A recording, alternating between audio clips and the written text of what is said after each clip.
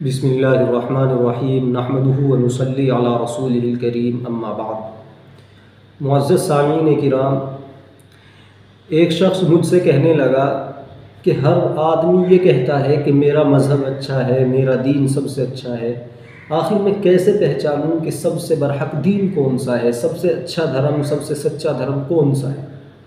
کیا عقل کی بنیاد پر اس چیز کو جانا جا سکتا ہے؟ میں نے کہا بالکل جانا جا سکتا ہے۔ خالق کائنات نے ہمیں عقل جیسی ایک عظیم نعمت دی ہے، تو ہمیں اس کا استعمال کرنا چاہیے، اس کی کائنات میں ہمیں غور کرنا چاہیے۔ آپ دیکھتے ہیں کہ دنیا کی کوئی بھی چیز بغیر کسی سبب کے نہیں، کسی چیز کی حرکت بغیر کسی سبب کے اس دنیا کے اندر نہیں ہوتی ہے، اس کا کوئی نہ کوئی کوز ہوتا ہے، کوئی نہ کوئی اس کا سبب ہوتا ہے۔ تو آپ اتنی بڑی کائنات کے اور اس منظم نظام کے بارے میں کیا کہتے ہیں کہ وقت پر سورج نکلتا ہے، ہوائیں چلتی ہیں، موسم آتے ہیں، آپ اس اتنے بڑے نظام کے بارے میں کیا کہتے ہیں؟ کیا یہ بغیر کسی سبب کے ہے؟ کیا اس کا کوئی خالق نہیں ہے؟ تو وہ سوچ میں پڑ گئے۔ میں نے کہا زور ڈالیے اپنی عقل پر اور پوچھئے، سوال کیجئے خود سے کہ آخر اتنی بڑی کائنات کیا یہ خود سے چل سکتی ہے؟ تو اس کا جواب یہ تھا کہ نہیں، دنیا کی کوئی بھی چیز کو میں نہیں دیکھ رہا ہوں کہ وہ خود سے چل رہی ہو، تو یہ اتنا بڑا نظام خود سے کیسے چل سکتا ہے؟ میں نے کہا اس نظام کو چلانے والی جو ذات ہے وہی خالق ہے، اسی نے سب کو پیدا کیا ہے۔ اس پر میرا ایک شعر بھی ہے: فکر دامن گیر تھی حق کیسے پہچانے کوئی، سوچ عجب ہے عقل تو اس کی نہ کیوں مانے کوئی، جیسے خود سے بے سبب ہوتا نہیں کچھ بھی یہاں، یوں ہی بن خالق کے پیدا ہو نہیں سکتا جہاں۔ تو جب اس کائنات کا کوئی خالق ہے تو ہمیں یہ بات بھی ماننی پڑے گی کہ وہ خالق ہر چیز پر قادر ہوگا، کیونکہ جب وہ تمام کائنات کو پیدا کر سکتا ہے تو وہ ہر ذرے کو پیدا کر سکتا ہے، اور اس کے اندر کوئی نقص نہیں ہوگا، اس کے اندر کوئی کمی نہیں ہوگی، اس کا وجود ذاتی ہوگا، اس کو کسی نے پیدا نہیں کیا ہوگا۔ کیونکہ اگر یہ بات مانی جائے کہ اس کو بھی کسی نے پیدا کیا ہوگا تو پھر وہ خالق ہی نہیں رہے گا، وہ مخلوق کے اندر شامل ہو جائے گا۔ خالق تو وہ ہے، خالق حقیقی وہ ہے کہ جس کو کسی نے پیدا نہ کیا ہو۔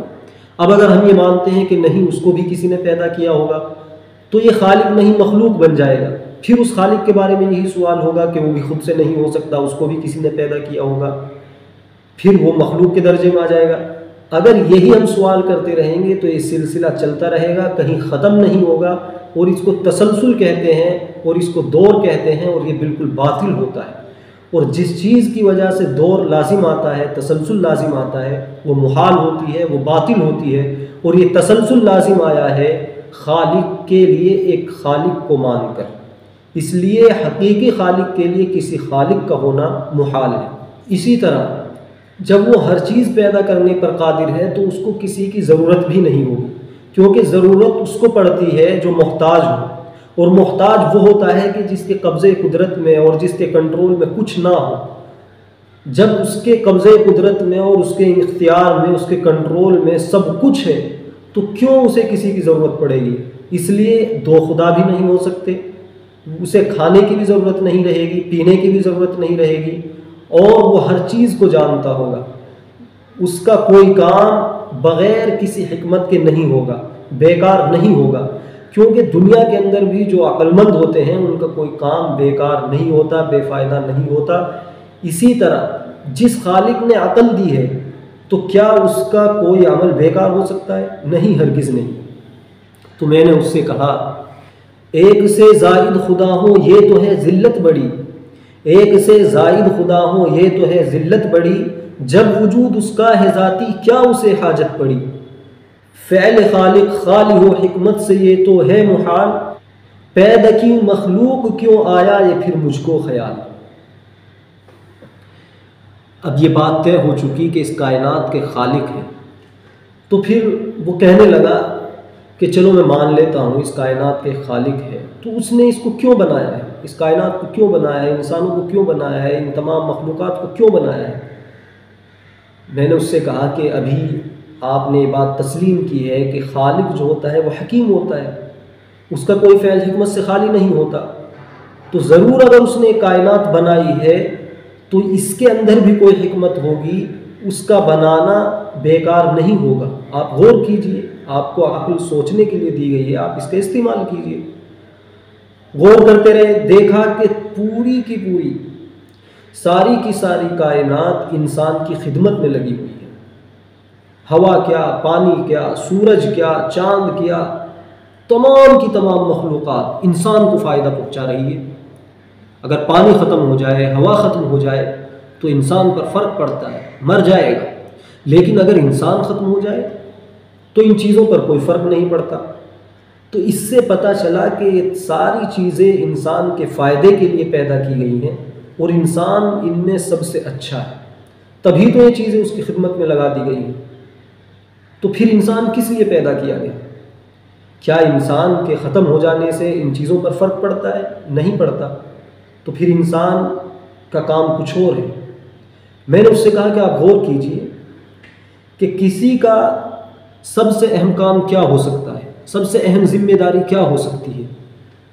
اس نے سوچ کر کہا کہ دیکھو، کسی بھی چیز کے لیے سب سے اہم ذمہ داری یہ ہو سکتی ہے کہ وہ اپنے اوپر احسان کرنے والے کی بات کو مانے، اپنے بنانے والے کی بات کو مانے۔ میں نے کہا آپ نے صحیح کہا، بالکل یہی ہے۔ سب سے بہتر کام وہی ہو سکتا ہے کہ آدمی اپنے خالق کی اطاعت کرے۔ پھر وہ کہنے لگا کہ اطاعت کیسے کرے؟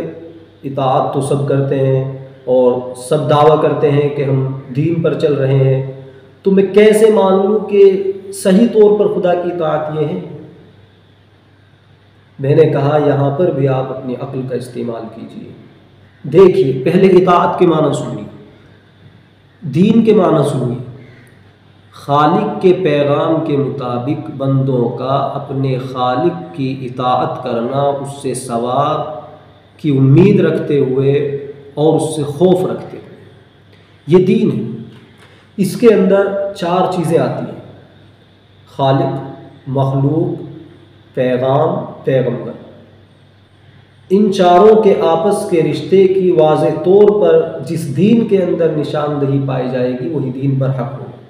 ان چاروں کو جس دین نے بھی ان کے اصل درجے میں رکھا ہوگا وہی برحق ہوگا کہ پیدا کی مخلوق ساری انسان کی راحت کے لیے، جن و انسان کو بنایا اپنی طاعت کے لیے، انبیاء کے واسطے پیغام حق پھیلا دیا، راہ جنت راہ دوزخ خلق کو بتلا دیا، حکم خالق کے موافق جینے کو کہتے ہیں دین۔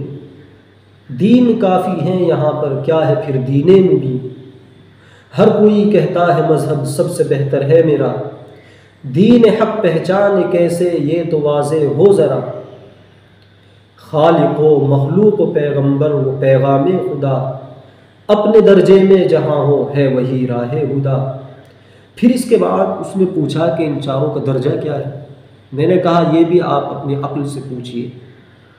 خالق وہی ہو سکتا ہے جو مالک ہو، قادر ہو، لا مکان ہو، لا زمان ہو، اس کی کوئی صورت نہ ہو، اسے کسی کی حاجت نہ ہو۔ اسی طرح پیغمبر وہی ہو سکتا ہے کہ جو سچا ہو، کیونکہ وہ خالق کے پیغام کو مخلوق تک پہنچا رہا ہے، اس کا امانت دار ہونا ضروری ہے، اس کی عقل کا کامل ہونا ضروری ہے، اس کے اندر علم کا ہونا ضروری ہے، حکمت کا ہونا ضروری ہے، عدل کا ہونا ضروری ہے، اس کے اخلاق کا اعلیٰ معیار پر ہونا ضروری ہے۔ اسی طرح جو خالق کا پیغام ہے، اس کا جو میسج ہے وہ فحش سے پاک ہو، اس کی سند متصل ہو، اس میں کوئی اختلاف نہ پایا جاتا ہو، کوئی تضاد نہ پایا جاتا ہو، وہ خود الہامی ہونے کا دعویٰ کرتا ہو، اور مخلوق اپنے درجے میں رہے۔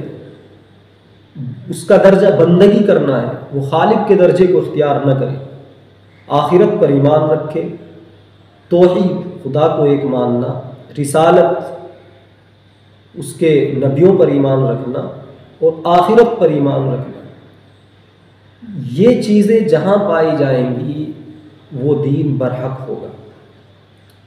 ہم نے درجہ خالق اور درجہ مخلوق کو بھی شعر کے اندر اس کو بتلایا۔ درجہ خالق ہے یہ وہ مالک و قادر بھی ہو، درجہ خالق ہے یہ وہ مالک و قادر بھی ہو، حی و قیوم و صمد اور اول و آخر بھی ہو، لا مکان ہو لا زماں ہو خلق سی حالت نہ ہو، کھانے پینے سونے تھکنے کی اسے حاجت نہ ہو، درجہ پیغمبری ہے خلق میں اجمل ہو وہ، درجہ پیغمبری ہے خلق میں اجمل ہو وہ، عقل و حکمت عدل و عصمت خلق میں اکمل ہو وہ، بے سند ہو عرف و خوش قصوں سے جو نہ ہو بری، ہر قدم پر خلق کی کرتی نہ ہو جو رہبری، جو تضاد و اختلاف و جھوٹ سے خالی نہیں، وہ کتاب حق نہیں پیغام وہ عالی نہیں۔ خلاصہ کلام یہ ہوا کہ دنیا کے اندر ہر چیز کا سبب پایا جاتا ہے، اس لیے اس پوری کائنات کا بھی ایک سبب ہوگا، اس کو بنانے والا ہوگا وہی خالق ہے، اور وہ خالق اتنا پاورفل ہوگا کہ وہ ہر چیز کو کریٹ کر سکتا ہے، لہذا اس کے اندر کوئی نقص اور کوئی کمی نہیں ہو سکتی، وہ صرف ایک ہوگا اور اس کا کوئی کام حکمت سے خالی نہیں ہوگا۔ اس نے مخلوق کو کیوں بنایا؟